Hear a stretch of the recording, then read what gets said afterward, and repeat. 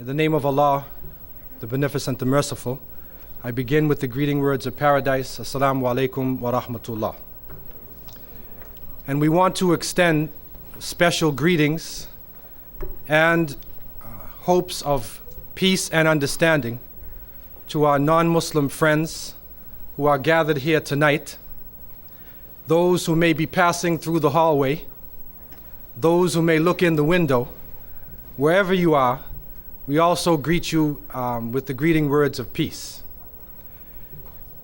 It is so important for the people of America and the West to begin to understand the cultures of the world. And places such as the University of Miami represent a gathering point. It represents an area where students come from different parts of the planet, where people are able to share information, where now with advanced technology, we are able to access information from different parts of the planet and to bring it together, and where we are able to do investigations to try to find out that which is true and that which is false. Also, another one of the great blessings of this technology is that we are able to sift through data and to find out that information that is causing confusion. And sometimes historical documentation, or what has come to us as historical documentation, is actually more based upon the opinion of the person who wrote the book, as opposed to actual fact. Also, unfortunately, people are influenced by their religions, by the country they live in, or by their culture. And so with the bringing together of information, we are able to look closer at primary documentation to try to understand what is the actual source of the phenomena. And then we can sift away the other opinions and the other bits of information that were brought together as though they were the actual fact. And so tonight we are looking at culture. We're looking at the culture of people in America and Canada and the Western countries, and how this affects people throughout the planet. And we want to do this in the light of this concept of stereotyping.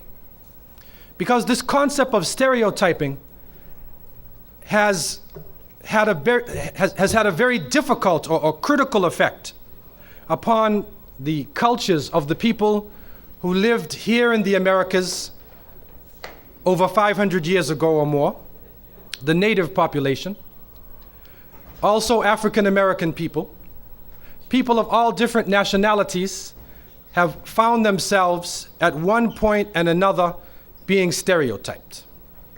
For some reason, based upon the changes going on in the international arena, politically and economically, for some reason, the Muslim world, Muslims today are being targeted. And even Hollywood itself is taking on a role, an aggressive role, in dealing with the name Muslim or the name Islam. When I was growing up in America here, the bad guys were usually Japanese, Germans, and Russians in the 70s and the 80s.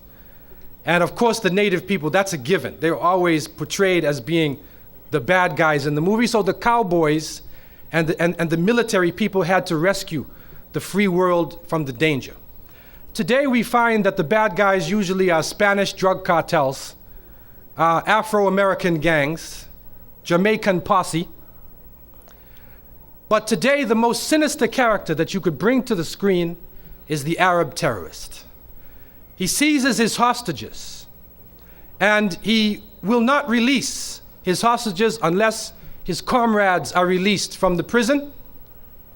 And so then the forces of good, quote unquote good, go into action. And we have found in the past few years, coming out of Hollywood, that even people like Chuck Norris in Delta Force, Arnold Schwarzenegger, the big muscles, and Steven Seagal with a little ponytail on his head, and all types of people are now chasing this new terrorist, this new phenomenon, this evil force, evil empire, seeking to destroy the world. Recently, unfortunately, we have heard of the coming of another movie called The Siege.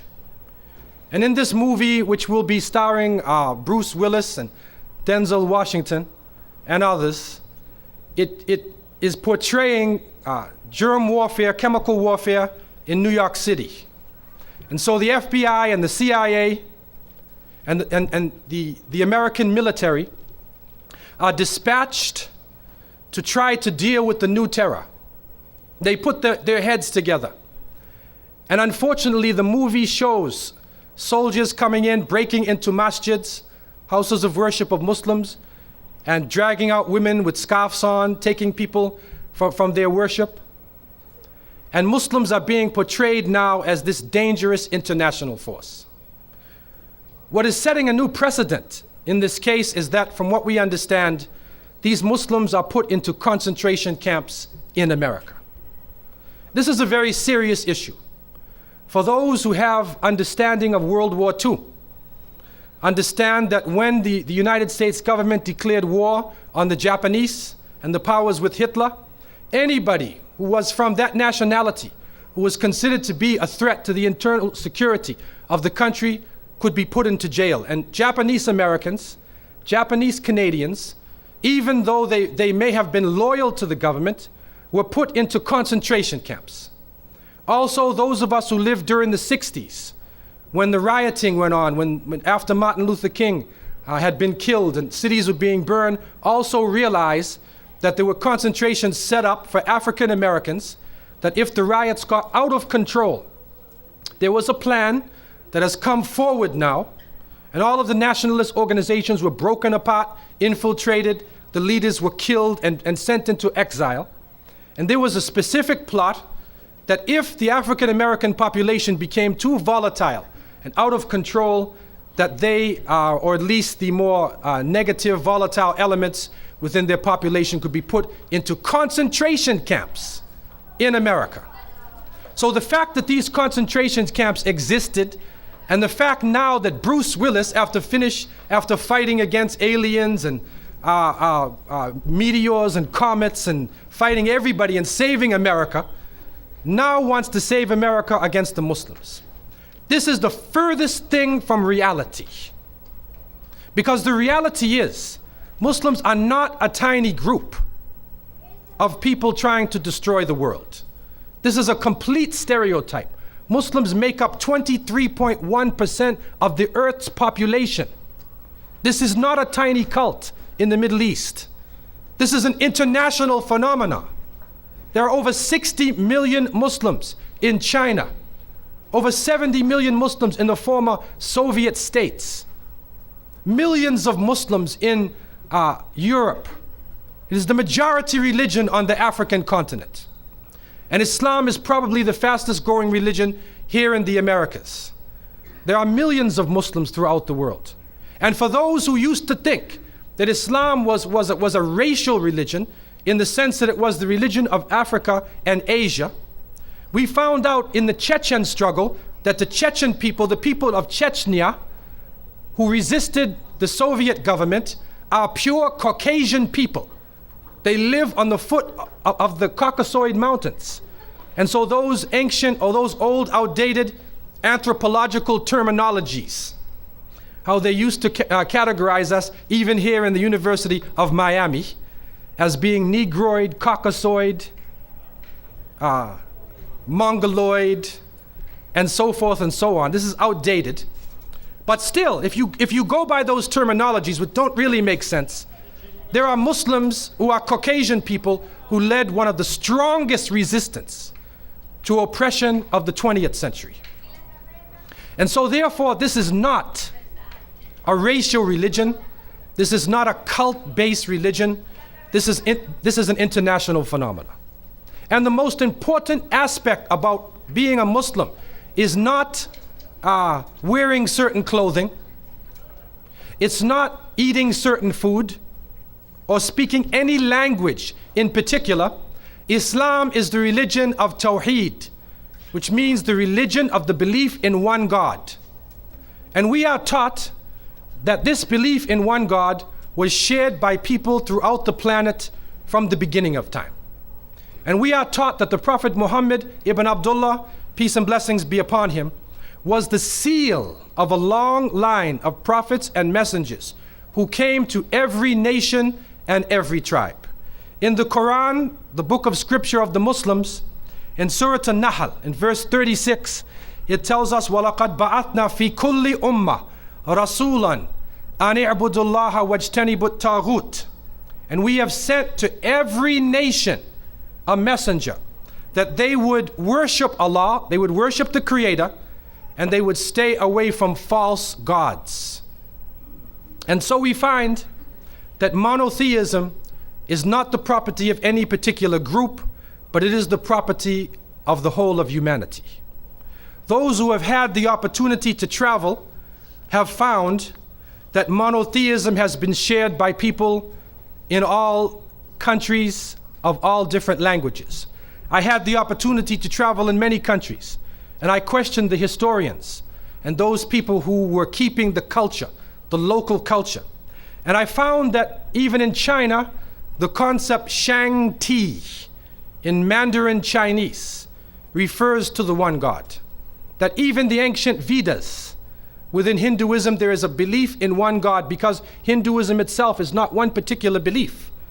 In that there is even monotheism in the early scriptures. In Africa, there were many different nations who had the belief in one God. One of the pharaohs of Egypt, Akhenaten, whose wife was Nefertiti. You probably heard of her before. They say she was the first woman to be wearing cosmetics. This is in one of the ancient kingdoms in Egypt itself. History tells us that Akhenaten was struggling against the myriad of gods, the variety of gods in ancient Egypt, and he spoke about the power of Atun, the power behind the sun. Not to worship Ra, the sun god, but to worship the power behind the sun. In the Psalms of Akhenaten, there's very long psalms, and one of the sections reads as follows. It's speaking about the Creator, and it says, how legion or how varied are your works that are hidden from the face of men. O sole God, who is like no other, you made the earth according to your will, alone. Men, cattle, and all beasts, everything on earth that walks upon feet, everything that flies with its wings, foreign lands, Syria, Cush, and the land of Egypt. And you set every man in his place and supplied his needs. Everyone has his provisions and his allotted lifespan. Their tongues are diverse in speech, and their appearance likewise. Their skins are different, for you have differentiated the peoples. This sounds very much like Surah Al-Hujurat. This is like a chapter in the Quran, and you will find this in all the scriptures of monotheism. We are not sure that Akhenaten was a prophet, but we can see within his writings that Tawheed, that monotheism, was alive and well at that time in ancient Egypt. In other parts of Africa, you will find, like in the case of the San people of southern Africa, who are sometimes called the Bushmen. The San people are intensely sensitive to a governing life force, an invisible, all-present, omnipotent power beyond the comprehension of people. And to this force is attributed all creation and all manifestations of nature. The Akan people who live in Ghana, one of their sayings is, God is he who knows or sees all. This is one of their sayings. The Burundi people living in Burundi also have a strong belief in the one God. It is part of the Bantu or Entu cosmic concept that looks at all the cosmic forces emanating from one point. The Xhosa people of southern Africa, they have a word, Kamata. When they use Kamata, it means Allah or God is the greatest. And they use this concept in their religion and in many of their ceremonies. The Ashanti people say, no one shows a child the supreme being. In other words, the child knows naturally about the supreme being. And so you find that in these traditional religions, contrary to what is taught in many religion courses, in the traditional religions, if you go back to the root, you will find the concept of monotheism. Ancient Egypt is probably one of the best documented areas of the ancient kingdoms before Christ. And you find that the further back you go, that the more the people were involved in Tawheed, in monotheism. Contrary to what is taught. What is taught in many religion courses is that people first worshipped material things, and then later on, Semitic people from the Middle East taught the belief in one God. And so the religions of monotheism, Judaism, Christianity, and Islam were developed, and then monotheism spread throughout the world. The Quran itself is contradicting this concept. As it says, وَلَقَدْ بَعَثْنَا فِي كُلِّ أُمَّةٍ. And we have sent to every nation, not to the Semitic, not a jins Asami, not to Semitic people only, but we have sent to every nation the belief in one God. In the Americas, there is a strong belief in one God, and we find the Cherokee Nation and the Wolf Clan in particular, whose oral traditions are still available to those who are able to access these traditions. Dr. Robert Crane, a former advisor to the President of the United States and a part Cherokee, was able to go to these oral traditions of the Wolf Clan. In it, he found that when they would begin traditionally their prayer, they would begin it by saying, Ya Allah.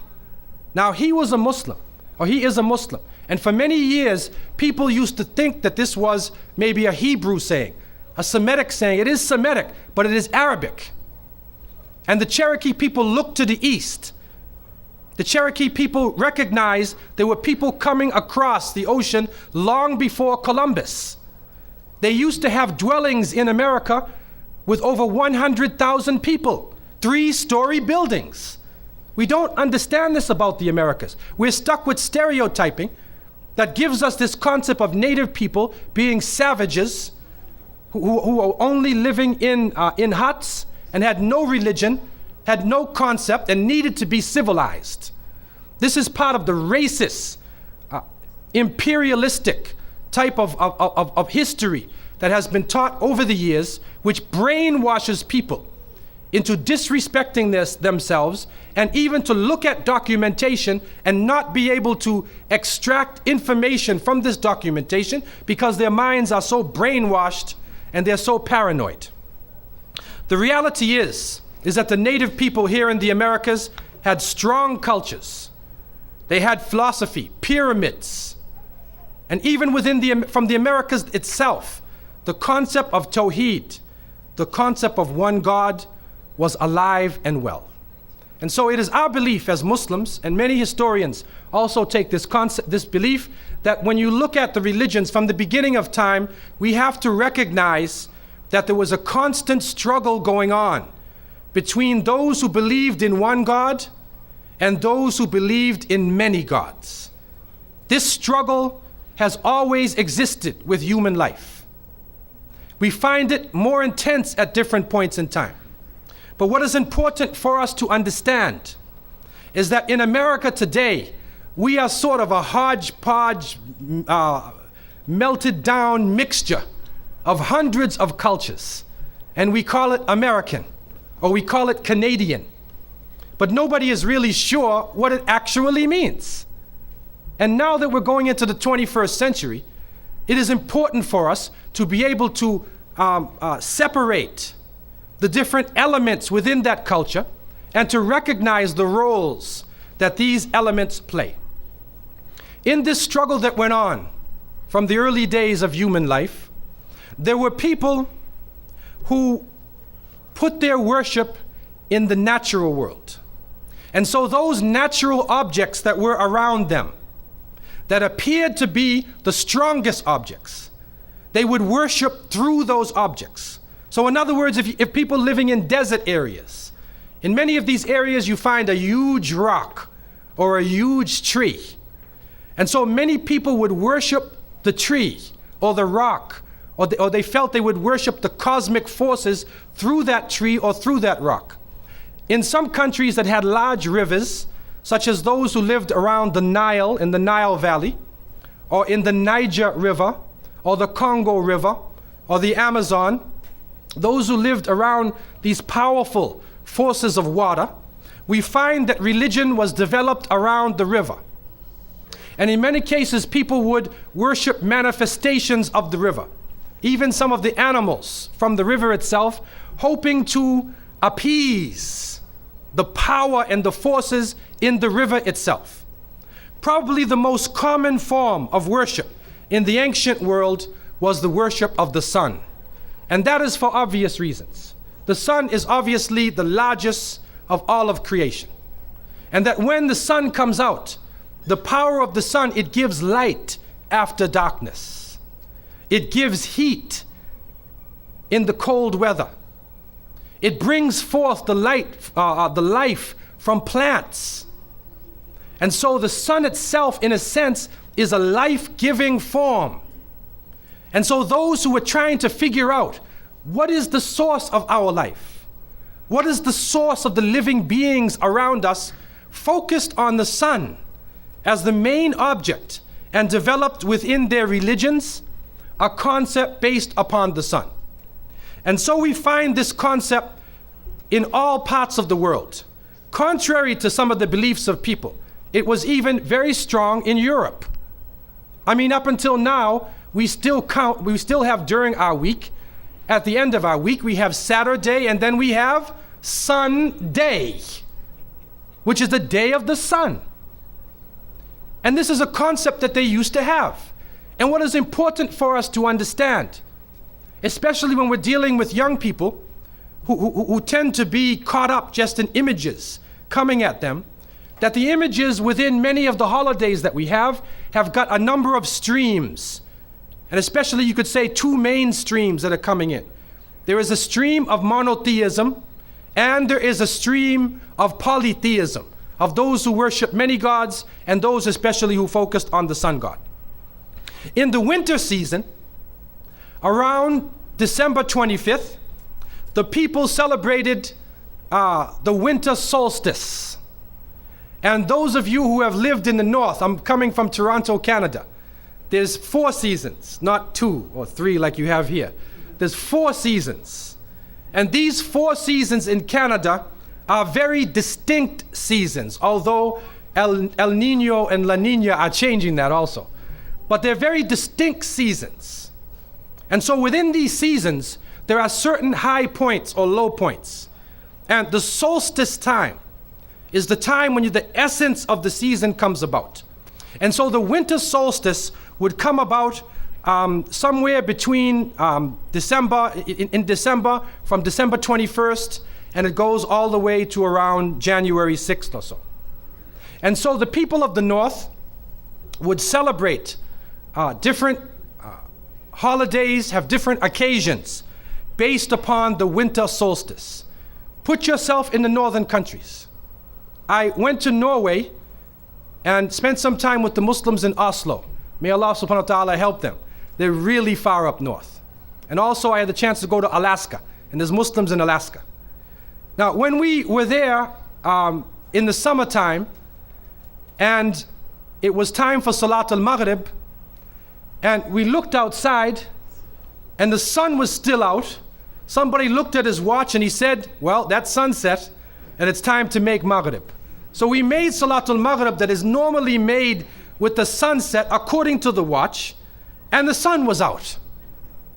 The time for Isha, they looked at their watch again. It's supposed to be darkness of night according to the fiqh. They looked at their watch and they said, it's time for Isha. We made Isha and the sun was out. Around 1 o'clock at night, I looked at my watch and realized it's time to go to bed, but the sun was out. And so in those parts of the world, you are in a situation where, for the Muslims, you make taqdeer. And the fuqaha have told us that you can use the closest reasonable city for your base, or you can use Mecca al-Mukarramah. And some different fuqaha have used different positions. Where I was, they used Seattle, Washington as the base of their time where they were in Alaska. What is important, though, is that in the wintertime, there is a period where there is no light. You are literally in darkness 24 hours of the day. And this stretches for a period of time. Now, could you imagine if you're living in Alaska, or living in Canada, or living in Norway, and you don't have central heating, and the cold is outside, it's darkness around you, people are dying from disease. It's a terrible time, and every family would probably lose somebody, or they would know of somebody dying from the cold and disease during that season. This is the winter solstice.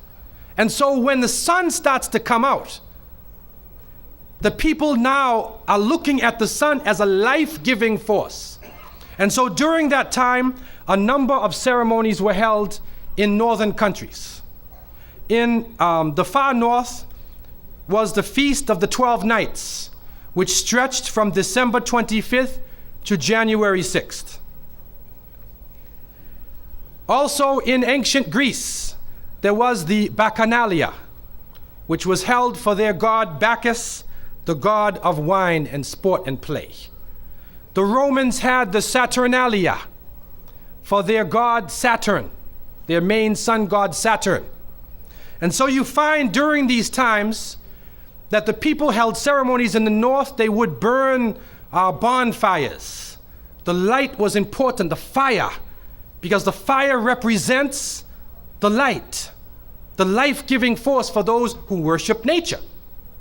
Also in the north, they recognized that there was one tree that despite the cold would still remain alive. The evergreen tree, the fir tree. And so in some cases they would take this fir tree, believing that there was powers of life within the tree, and they would put it in their homes, set it there and put a light on the top of it, or burn them in the front, or they would make mistletoes and put them over their doorways, a type of what we would call ta'weez or tamima. It is an amulet. And they would hang the amulet over their doors, hang the amulets in their home, hoping that this fir tree, that this so-called life-giving force would protect them from the danger of the winter. And so their ceremonies developed around this. And this went on for hundreds of years.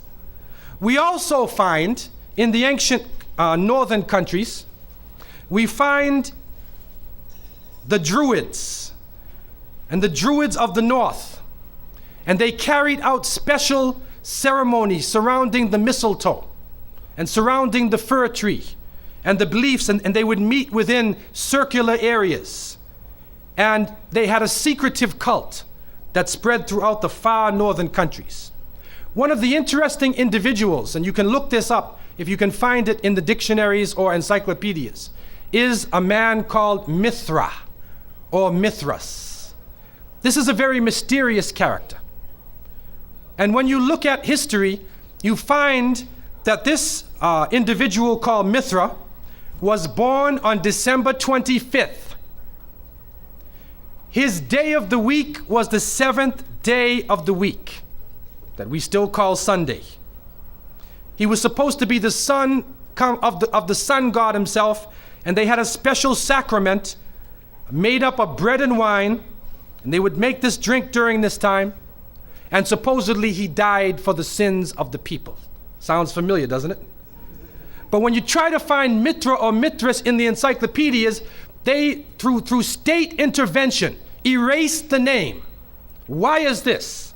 That is because after the time of Jesus, Isa alayhi salam, when his followers, when the message began to spread, and they went north, and you'll see within historical writings that Barnabas, one of his disciples, met a man named Saul or Paul, who later called himself Paul. Paul said he saw Jesus on the Damascus road, and he went to the disciples, but the disciples turned against Paul.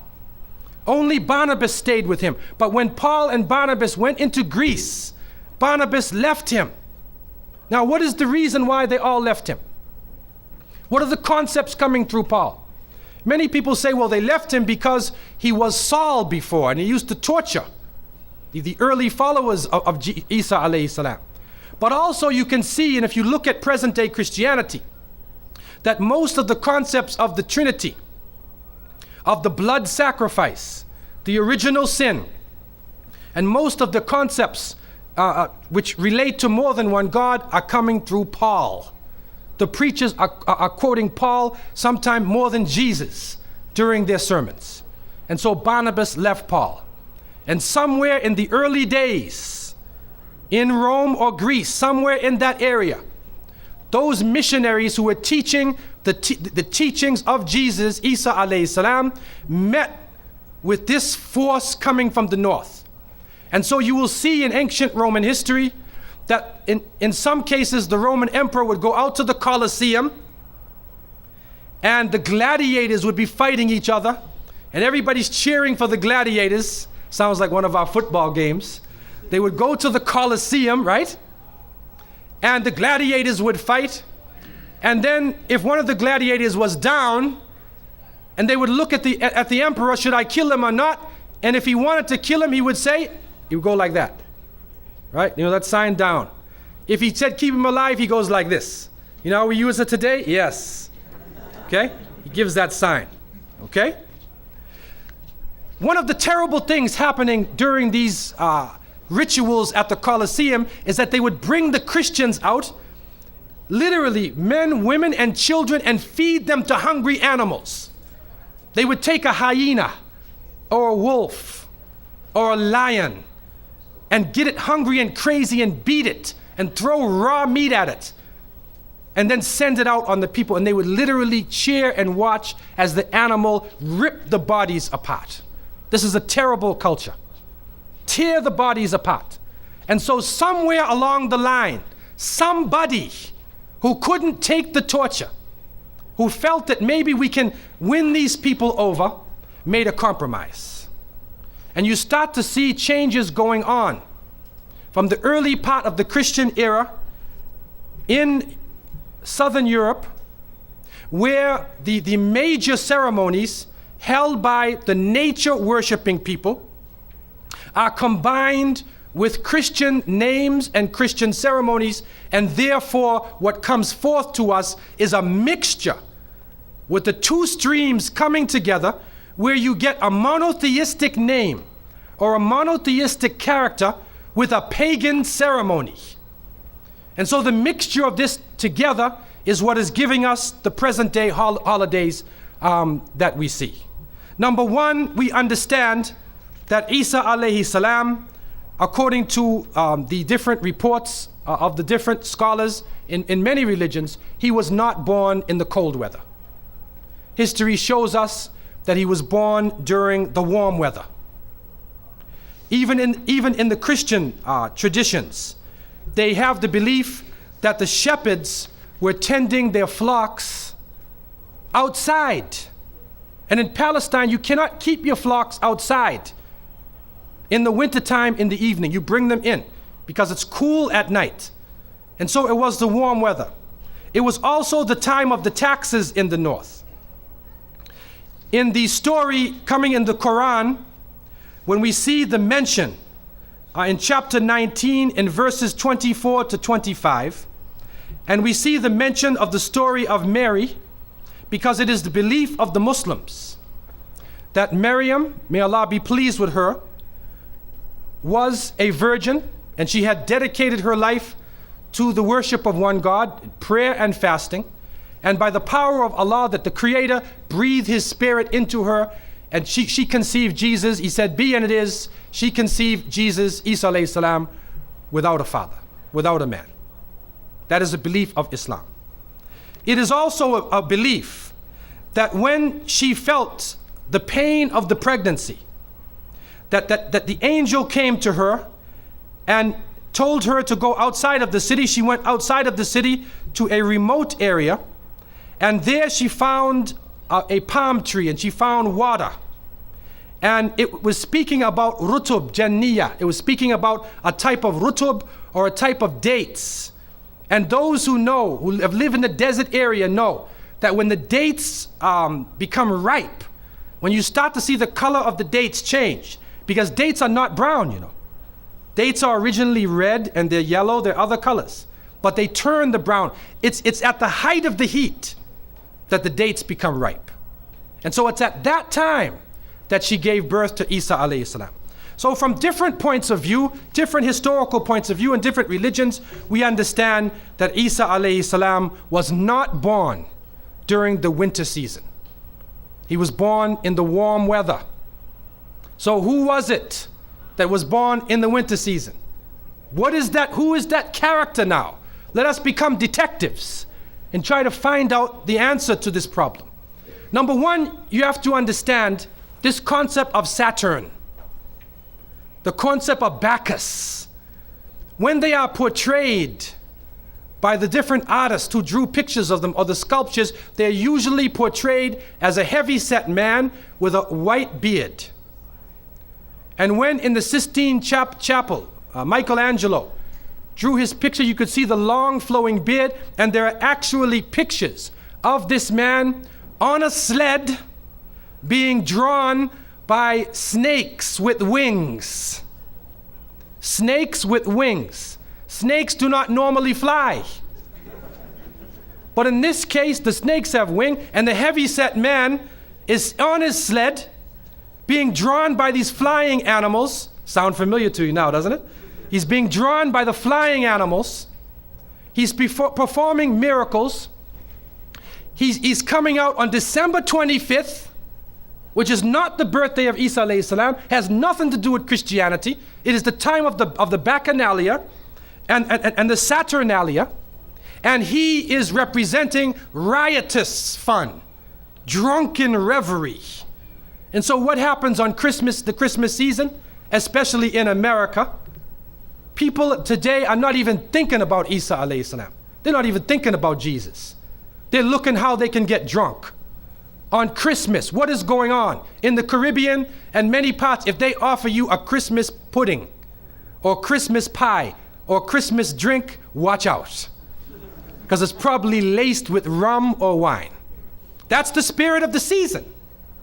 Now, this riotous occasion that was going on went so far that the Christian church banned it.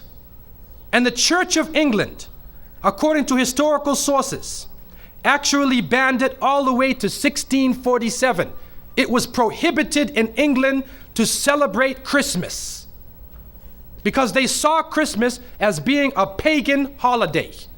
This is an official position taken by the Christian church, the Church of England, who were known at that time as Puritans. What happened was an individual was superimposed. A name was superimposed. We hear about the name of Saint Nicholas.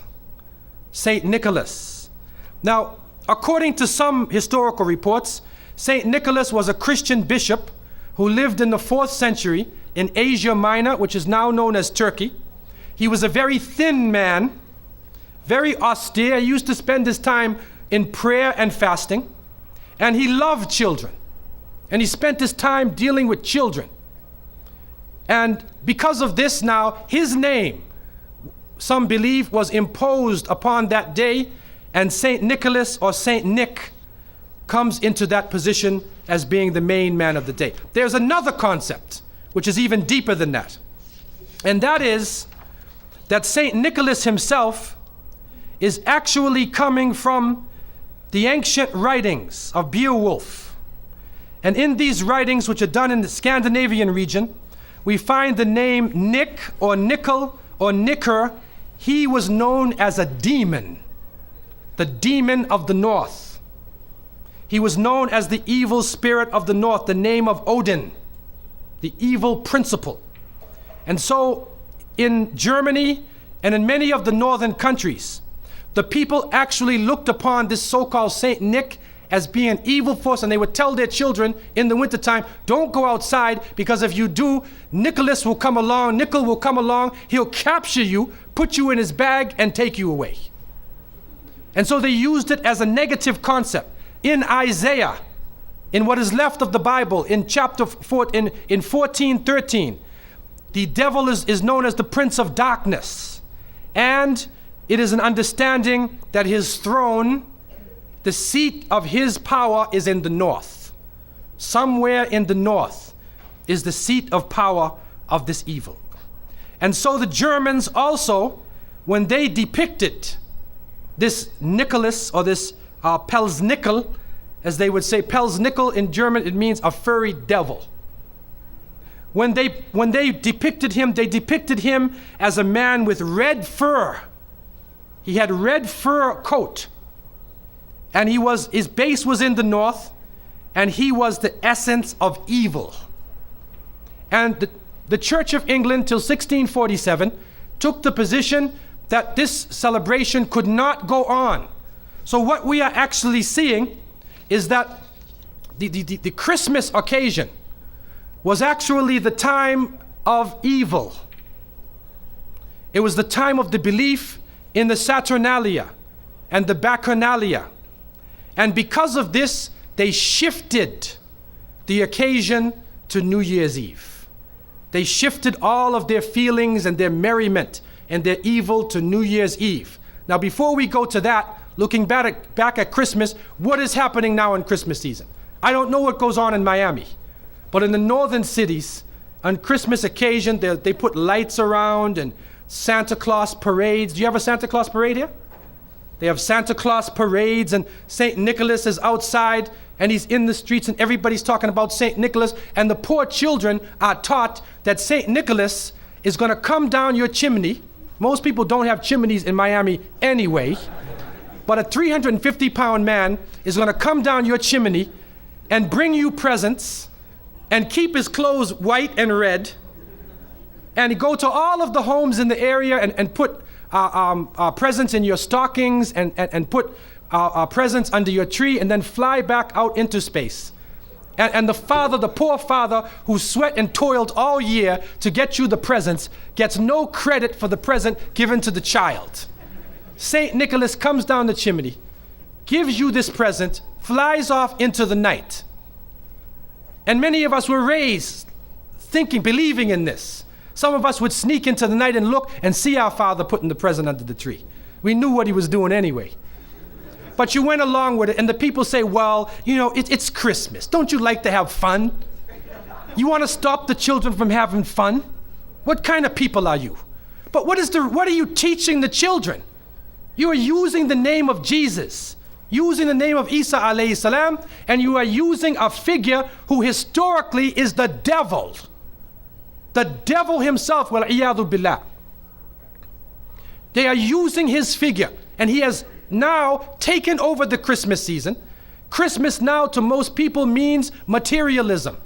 You have to buy presents for your cousins and your friends, and you got to buy about 34 presents. And you find that most American people are in debt for 6 months after Christmas. Now, where is Jesus? You get drunk, you fight, you lose all your money, the stores raise their prices. Isa alayhi salam is described as a very humble person. Most of the time he didn't wear shoes, only 1 or 2 changes of clothing. A very simple person, eating very simple food, fasting most of the time. You see what is going on? There are 2 streams now, a stream of polytheism, a stream of monotheism, and now the polytheism, the materialism, is overtaking the monotheism and standing in the way and taking over our society. And some foolish Muslims coming along from outside of in their country say, well, I just want to be an American. I want a tree too. So I said, one of the brothers said he had a Christmas tree in his house. He came for, I said, brother, do you know what the tree stands for? He said, no. Okay, I'll get a palm tree with dates. I'll make it halal, a halal Christmas tree. But brother, you have to understand what it means. You have to understand what it means. Number one, the Prophet ﷺ, when he spoke about, he talked about ar-ruqya, wa tama'im, wa tiwala. He said all of these things are shirk. That if you hang amulets thinking that this ta'weez or this amulet is going to protect you from something, then you are actually giving power to the creation of Allah and taking it away from the Creator.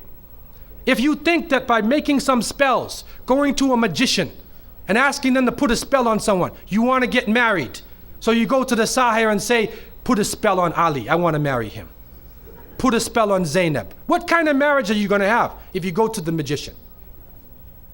And so the Prophet, peace be upon him, named all of these things, the superstitions, the amulets, all of these type of things are the other stream which goes away from monotheism, from the belief in one God, and takes you into another religion. And so when the Church of England imposed this harsh penalty upon people who practice Christmas, they moved it to New Year's Eve. Now, New Year's Eve historically in the North was known as Hogmanay. Originally, the New Year for the Romans was March 1st. That was the New Year, not January 1st. So all of you who are on January 1st, where was I on January 1st? You're waiting for the light to go up in Times Square. The reality is, for the Romans, March 1st was the beginning of the year. And when you look at the number 7 in Latin, you find septem. So September was the 7th month, October, November, December. And so you find that the Latin words for these last months, October, November, December, 8, 9, and 10. So these weren't the last months of the year. It was 8, 9, and 10. And so what actually happened was, when they imposed the new year on January, it is for the ancient god, or their so-called god called Janus, the two-faced god, 2 faces, who shows you one face and behind it is another face, the master hypocrite. And so this is what is going on at this occasion. And we find now that on January 1st, right on that evening, December 31st, when it changes, you find, people are usually drinking. They're involved in some sexual activity at that time.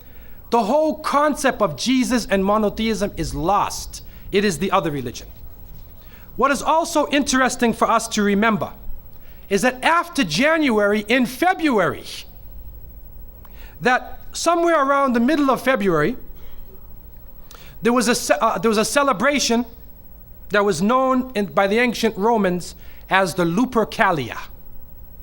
And the Lupercalia was a ceremony, and luper means wolf. And they depicted a wolf chasing a little girl. And so they had a ceremony. I'm not making this up, by the way, right? If you want to, you can look this up. If you don't believe me, go to the encyclopedia right after we're finished. A children's encyclopedia. Look up Valentine's Day, Easter, Christmas, and Halloween, and you'll find everything I'm talking about. Okay? You want to go deeper into it, go on the internet. Okay? And you look up the pagan roots of all of these holidays. And so the Lupercalia was the celebration of the wolf. And the authorities there would gather together young people, and they would put their names into a box, men and women, and they would take out the names, and whoever was your partner, whoever you picked, whatever name you picked, was your partner for the day, and all types of sexual activity went on during that day. They were totally out of control. That is the Lupercalia. That's what it really means. Okay? Now, around February 14th, around 270 AD of the Christian era, a bishop by the name of Valentine, he was trying to work with the Roman soldiers because the Roman emperor had imposed upon his soldiers that anybody who joined the army could not get married. Because if you got married, you're thinking about your wife all the time, and you're a useless soldier. But the soldiers wanted to get married, so St. Valentine worked with them, and he was captured by the Roman emperor, he was imprisoned, and he was beheaded. And so a legend formed around St. Valentine's Day. In one case, it said he even helped a blind young girl. He was trying to help her get married. And so she wrote a note, and it was found in his jail cell, "To my Valentine." And so from that date, somebody making that compromise brought together the two streams. And so now you have Valentine's Day. So on that occasion, and it's in the school system, if Muslims are sending their children to school, you got a problem on Valentine's Day. Because they make them do Valentine's cards. In some cases, it becomes mandatory in some classes. Now they even have in Canada, I don't know about here, you can buy a Valentine's Day card. Somebody will come and sing, or somebody will bring food, and they make it very lavish. And so what happens is young people are forced together on that occasion. And for those who are part of the monotheistic tradition, who understand that the relationship between men and women should be done in a sacred way within marriage, and not in a loose way before marriage. And we see what is happening in the society itself. We see what has happened to the standards, even in the White House. So we understand what is going on in the society. That's because people have lost their limits, the hudud. The limits have been broken up. And so those who are maintaining the limits in the monotheistic religions, and in those people of consciousness, recognize that St. Valentine's Day is really part of a pagan holiday where people are carrying out the so-called wishes of Venus or Aphrodite, their little son called Cupid. And he shoots you with an arrow. You know that story? He shoots you with an arrow and you fall hopelessly in love. And some Muslims say, I want to get married, I'm in love. You're in love? What is love, man? There is kafa'ah. In fiqh, there is kafa'ah, suitability. Yes, there should be an attraction between husband and wife. But the Prophet, peace be upon him, spoke about the beauty, about wealth, about genealogy, right, nasab, and about deen. And he said, marry people for their religion, for their deen, their taqwa. That is the basis of the marriage.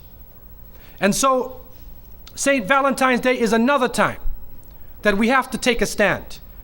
And we'll have a question and answer period at the end, but the position we are taking is the young people should have nothing to do with Valentine's Day. You have to step out of that completely.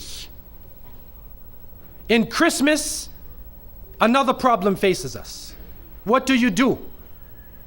Do you give presents? Do you take presents? What do you do? Are you involved? One of the greatest benefits after my belief in Allah, in accepting Islam, was when Christmas season came, and as a Muslim, we don't give any gifts. And Christmas even came, we said, Alhamdulillah. At that time, we have another way of expressing ourselves during that season. And so Muslims should not be involved. In some cases, if the person is your neighbor or somebody and they give you a gift, the Prophet, peace be upon him, accepted gifts.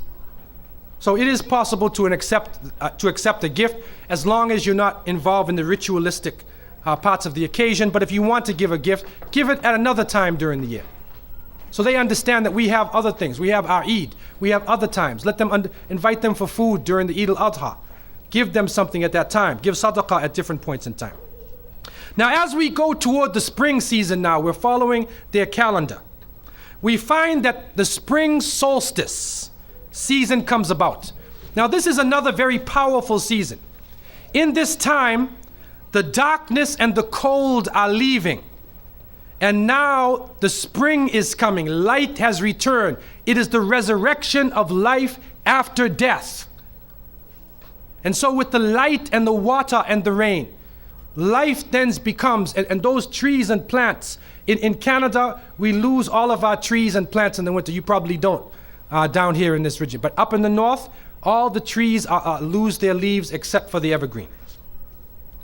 And so in that spring season, the spring solstice, in the northern countries, a fertility celebration came about. And the main figure in that fertility celebration was their goddess Ostre or Ostern. And according to them, she waved her wand and life came back after death.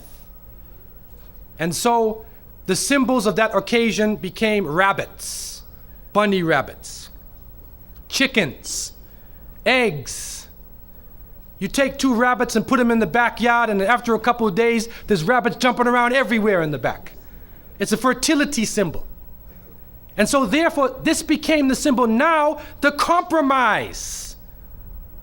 The Christians coming in now who want to get benefit from the nature worshiping people, they use that saying, if you can't beat them, join them. So they came along and they joined them. And so now you find Easter. Look at it.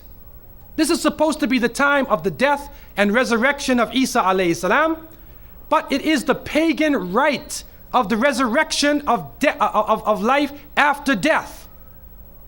And so they impose this occasion onto the spring season, and you find then both of these celebrations coming about at one time. The reality is, and the Muslims understand from the revelation of the Quran, that Allah subhanahu wa ta'ala tells us, وَمَا قَتَلُوهُ وَمَا صَلَبُوهُ وَلَكِنْ شُبِّهَ لَهُمْ. They did not kill him, and they did not crucify him, Jesus. But it was made to appear to them that they did. And so they carried out the celebration. What happens now is that people are involved in a series of rituals around an occasion which never actually came about. People are in shock sometimes. If you go ask the regular American or Christian person, what does Easter mean? And they say, well, Easter is the time of the resurrection of Jesus. Resurrection from the dead. They don't realize where it actually comes from. The reality is, it is a pagan rite.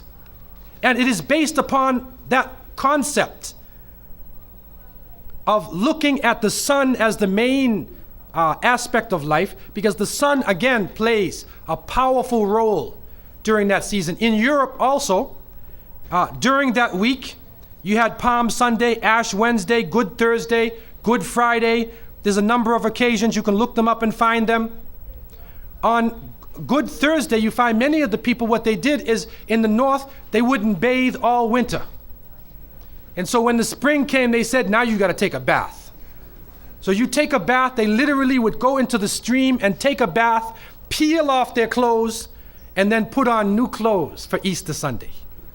And so many people you now see wearing their Easter bonnet and wearing their Easter suit and putting on their new clothes, but it is actually a cultural tradition based upon people coming from a terrible cold season where they were even afraid to take a bath because of pneumonia and other sicknesses that would hit people who did not have central heating.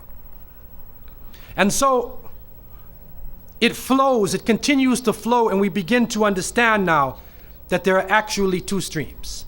Now, going to the fall season, the Celtic people of the north used to believe that during the fall season their year began. And actually for the Celtics, their New Year's was November 1st. October 31st was the final day of the year for the Celtic people of the north. And that day was called the Day of Samhain. And this individual, wal-iyadhu billah, was supposed to be their god of the spirits of the dead, of evil again. And according to their belief, the evil spirits would rise to the surface and would terrorize people on that evening. And on that evening, if you did something wrong to a person, they'd come back to get you on that night. So some people would put on a disguise, so you couldn't recognize them on October 31st on that evening, and then they would be safe. Also, they would burn fires. Now the only thing we find left of that is the jack-o'-lantern that they would put inside of their window made from the pumpkin. What actually happened in Europe is that the church moved All Saints' Day, a day for the saints. They moved it from May 13th to November 1st in 1834 AD. And so what they said was that the 31st night is All Hallows Evening. All Hallows Evening, which in America later became known as Halloween. Halloween. And they depict the forces of evil. What is happening now is that the children put on disguises. They dress as little devils, little witches, as goblins, vampires, anything evil, and they go out. And now with the new American way, they do trick or treat. And they come to your house asking for food. Do they do that here in Miami? Trick or treat. They knock on your door in a disguise. And some Muslims, thinking they want to be Americans, or they want to be Canadians, they send their little children and they're in little disguises. So what are you going to dress them as? A little angel? What are you going to be? How are you going to dress and go out there? And so the reality that we recognize that, number one, this is the day of Samhain. And the Quran tells us, Inna shaytana lil insani aduwwun mubin, that the devil is an open enemy to humanity. There is no compromise with the devil. And so we don't play around and disguise ourselves as little devils, little shayateen. We do not disguise ourselves as this, because it is an open enemy to the people of monotheism. Also, there are a number of other aspects. What is happening now, as you may know in America, is that there is a new church coming about, which is called the Church of Satan. Wal iyadhu billah. And in the 60s in San Francisco, the church was initiated. And right now in the American army, if you are Jewish and you die, they bring you a rabbi. If you're a Muslim, they'll bring you an imam. If you're a Christian, they'll bring you a priest or a minister. If you're registered as part of the Church of Satan, they bring you a priest from the Church of Satan. A'udhu billahi minash shaitanir rajeem. And he is performing these rites and rituals, calling on the devil to accept his initiate. And so this is growing in this society. And they actually did a couple movies. They did this Rosemary's Baby. All right, they also, The Exorcist. And a number of movies they did to frighten people with evil. That you will be so afraid of evil, and they show the priests as bumbling idiots, falling down over their feet, can't do anything, running away from the devil. And the devil is a businessman in his suits. And he has the power of lightning and everything. So even though the devil dies in the end, you end up being more afraid of the devil than anything else. That's part of the plot, to brainwash people to be afraid of the shaitan. The reality is that the Prophet ﷺ said that the upper hand is better than the lower hand. Al-yad al-ulya khayrun min al-yad al-sufla. That the upper hand is better than the lower hand.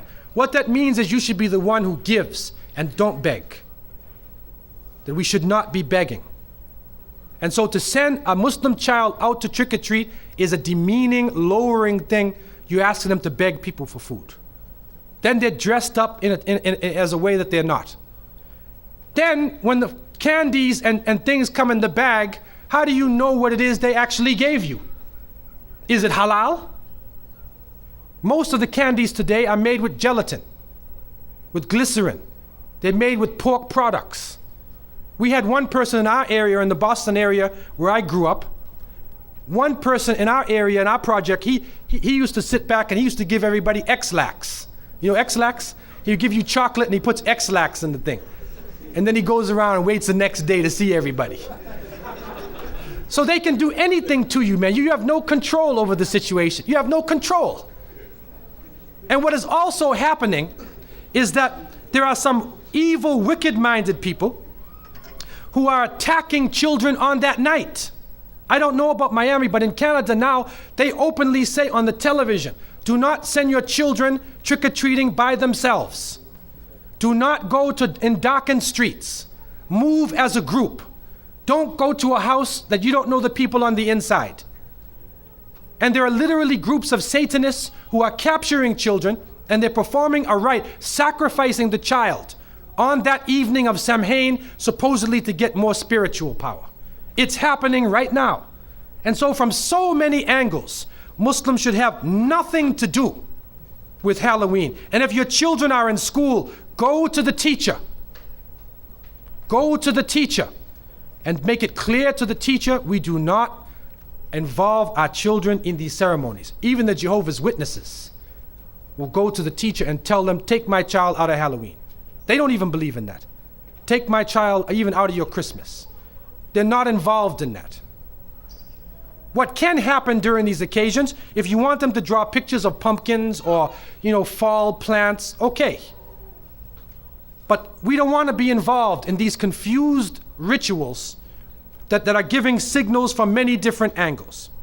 And so, in conclusion, we recognize the fact that the present system of rituals and holidays in this country and in the Western countries is a confused hodgepodge of cultural rituals.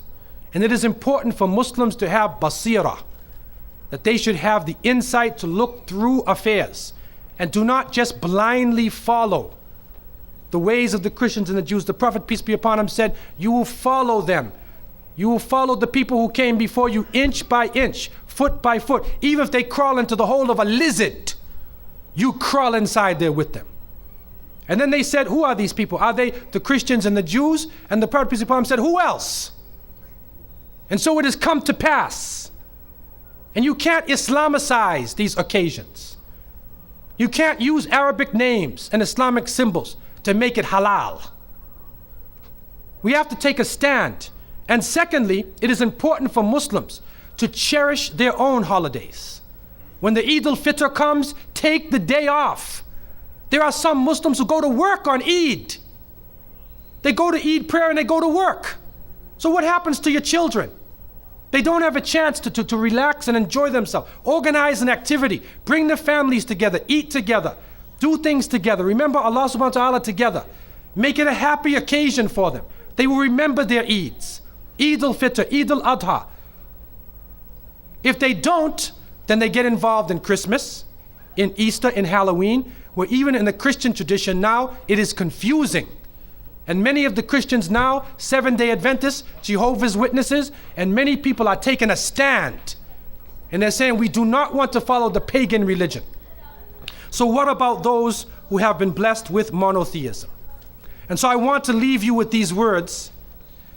And I pray that Allah subhanahu wa ta'ala would help the younger generation to be able to take a stand, especially for the Muslims to take a stand, and for those non-Muslims to try to understand what Islam really is.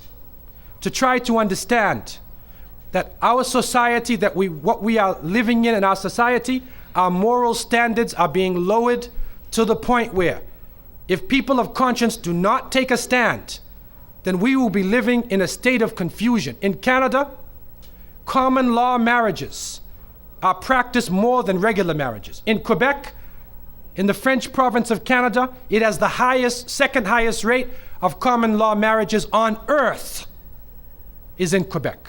And they say these marriages only last at the most 5 years.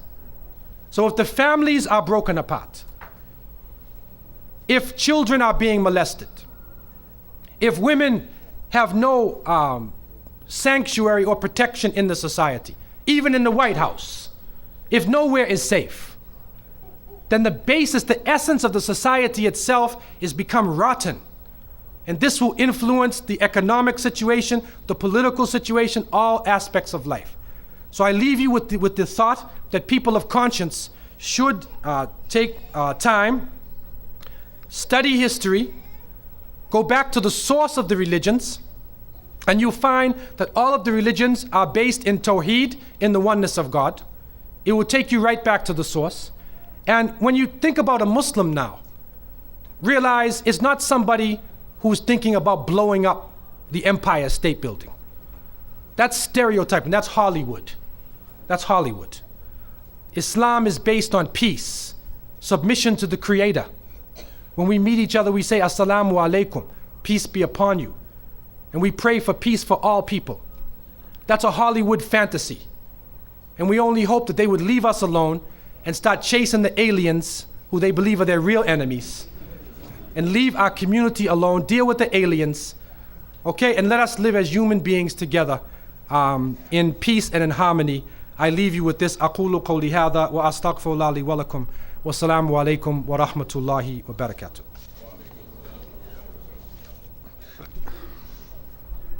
Okay, concerning the questions, one goes as follows. When you said Isa alayhi salam, or Jesus, was born in the warm weather, could that be warm weather in Jerusalem but wintertime and cold weather in the northern western countries? Please clarify. No, that is warm weather everywhere, because in Palestine itself it is cold in the winter. Many people don't understand that in many of the desert countries it actually gets cold. There's a change in the season.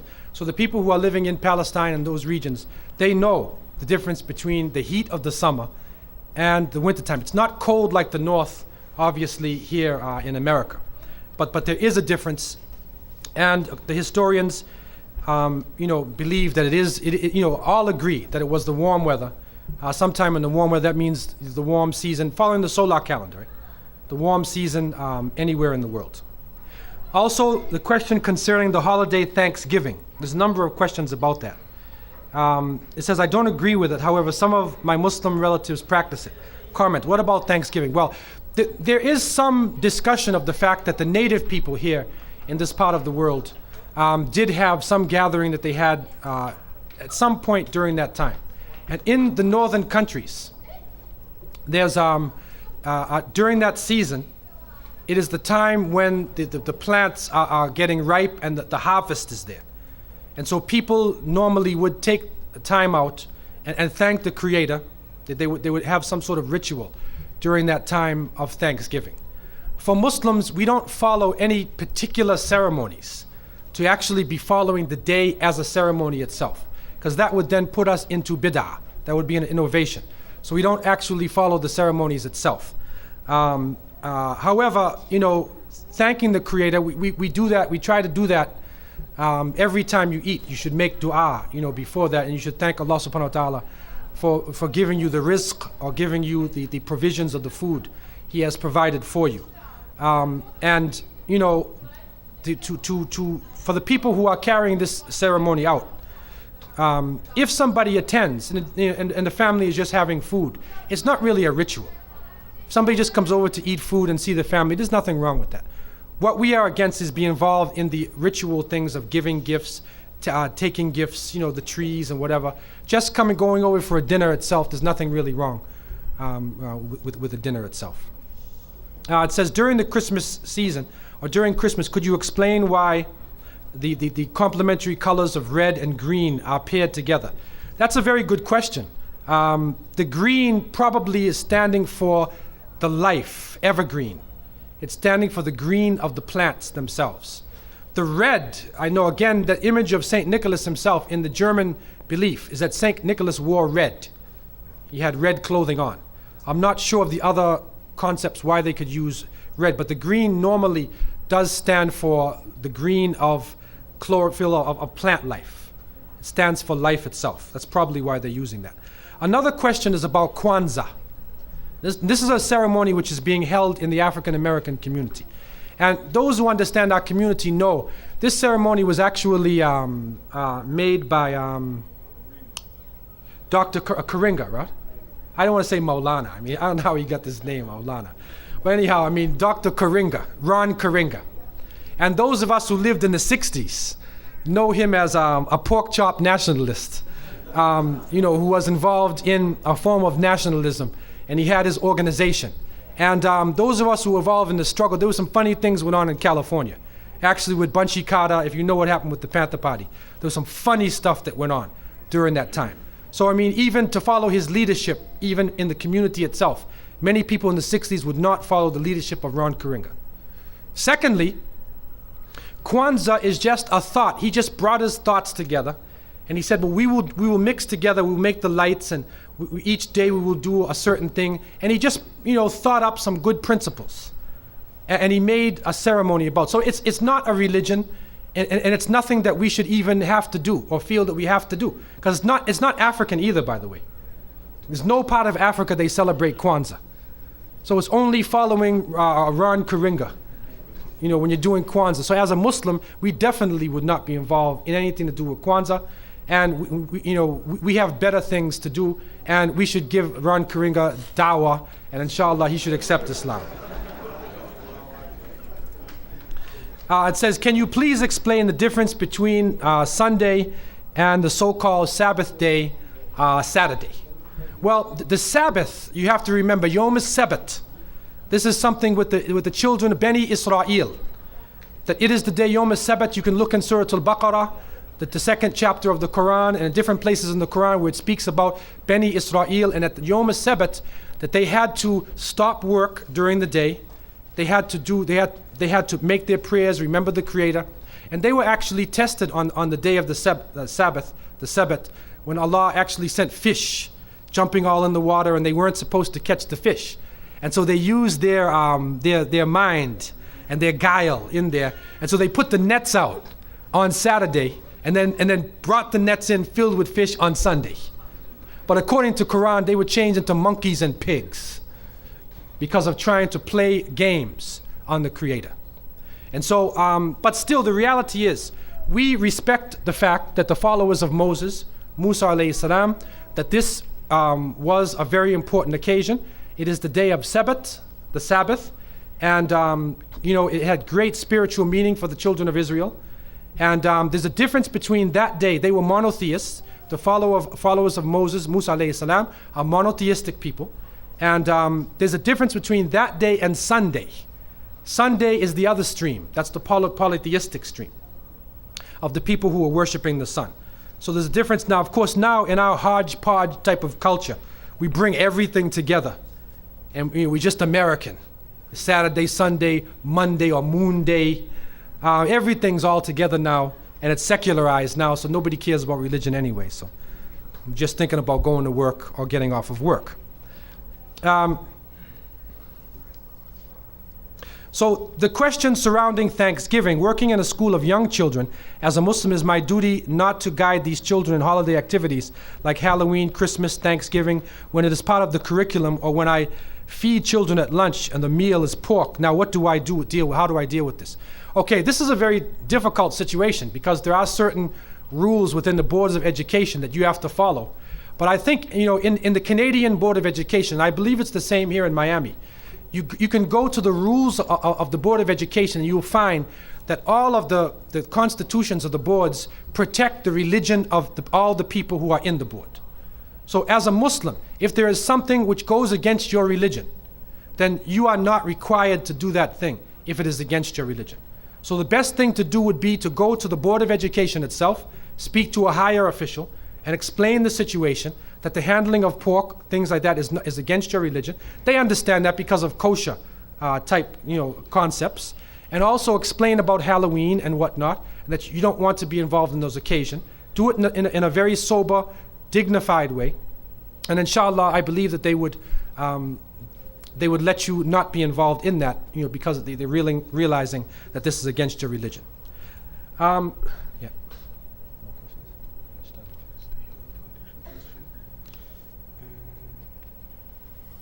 What did you say about the?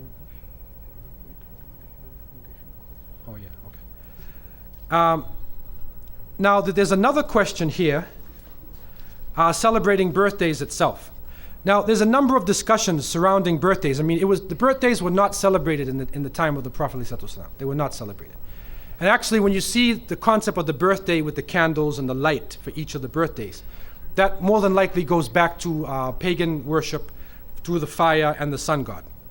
So therefore, it is not actually an Islamic practice to be celebrating birthdays. And it is nothing wrong with knowing when your birthday is and things like that, but we don't have ritualistic practices. It's not within our tradition really to have that. It says, there's a question here that says, what about the pagan roots of Muslim holidays like the Hajj? Okay, this is a strange question. And I don't know how much the questioner knows about the Hajj itself. But the pilgrimage to Mecca, which is the 5th pillar of the 5 pillars of Islam, is based upon the Prophet Abraham. The Prophet Ibrahim alayhi salam, who with one of his wives, he was married to Sarah, and she could not have children, and he took his servant Hajar as a wife. And according to our traditions, the 3 of them went to Mecca, known as Becca, and they established the Kaaba, the house of worship.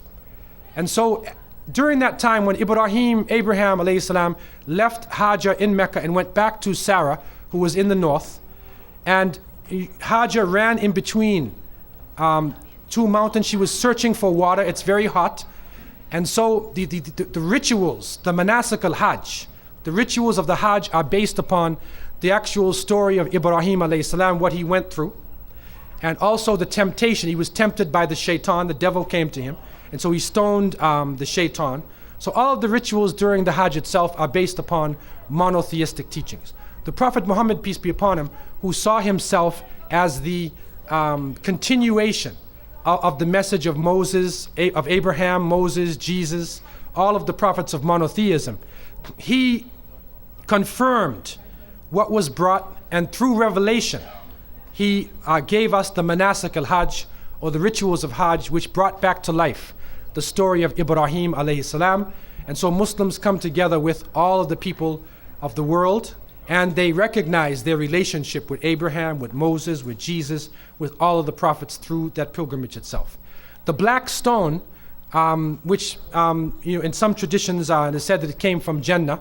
This was put in, or paradise. It was put in by Ibrahim himself, and there is no worship of the stone itself.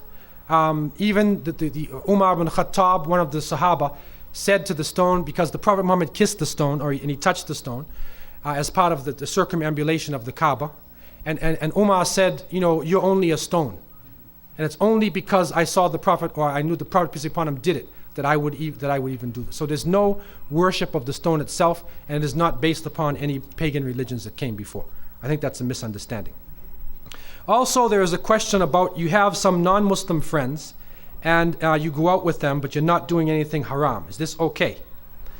We have associates, and we have people who are very close to us. And when the Quran is speaking about awliya, لا تتخذ اليهود والنصارى أولياء بعضهم أولياء بعض, that do not take the Christians or the Jews, people who believe other religions, as your awliya. That means your close friends, somebody who you would tell your secrets to, because there is some difference in our understanding. Because through culture, through people, the prophets, some of the prophets were not accepted by other believers in their religions. Islam itself accepts Moses, accepts Jesus and Mary, and also accepts Muhammad. May Allah be pleased with them all and send peace to them all. They're all accepted as prophets of God, and that and Mary as being a righteous woman, and that they are accepted in the way of their traditions, not as idols or not as gods to be worshipped. So therefore, because of this crucial difference in belief, we have association. But when it comes to certain aspects that deals down with the essence of religion, the Quran tells us that you should have this close allegiance, your allegiance, al-wala wal-bara, that this allegiance should be for those who are following a similar way of life. One of the great blessings that we are experiencing here in America is the fact that we are able to rub shoulders with people of different religions and different traditions. And that is good, that is fine. But it is important to understand that it is not part of American culture, or is not supposed to be part of the culture, that you melt down your culture and you become something else. This is not the essence of being an American or a Canadian. What it means is that there are certain laws, you respect the rights of individuals in the society. You do not harm them. You live as a civil person in society. But everybody is allowed to have their religious beliefs and to cherish their beliefs. And nobody's religion should be stereotyped. Everybody has this right, or we're supposed to have this right within this society. If you don't have the right, then something's wrong. So we cherish this aspect. However, when stereotyping comes in, then name calling starts, and prejudice begins. That is prejudgment, where you see a person and based on their clothing and based on their language, you would judge them. I hope that from tonight, that we can all take these few words only as the opening of a door, that we all need to do some research, and we all need to try to understand concepts and beliefs, our religions, holidays, everything that we're doing from the source. Understand where it is. And don't be fooled by a television commercial, by bright lights. Don't be fooled by Santa Claus smiling at you. Don't be fooled by any of those images that are propagated in beautiful ways. Let us go to the roots of the issue and deal with the truth. I leave you with these words, and I ask Allah to give you a safe journey home. And may Allah forgive me for any mistakes that I have made. Subhanakallahumma wa bihamdika. Nashhadu an la ilaha illa anta. Nastaghfiruka wa natubu ilayk. Bismillahir Rahmanir Rahim. Wal 'asr innal insana lafi khusr. إلا الذين آمنوا وعملوا الصالحات وتواصوا بالحق وتواصوا بالصبر. وصلى الله تعالى سيدنا محمد وآله وصحبه أجمعين وآخر دعوانا أن الحمد لله رب العالمين والسلام عليكم ورحمة الله وبركاته.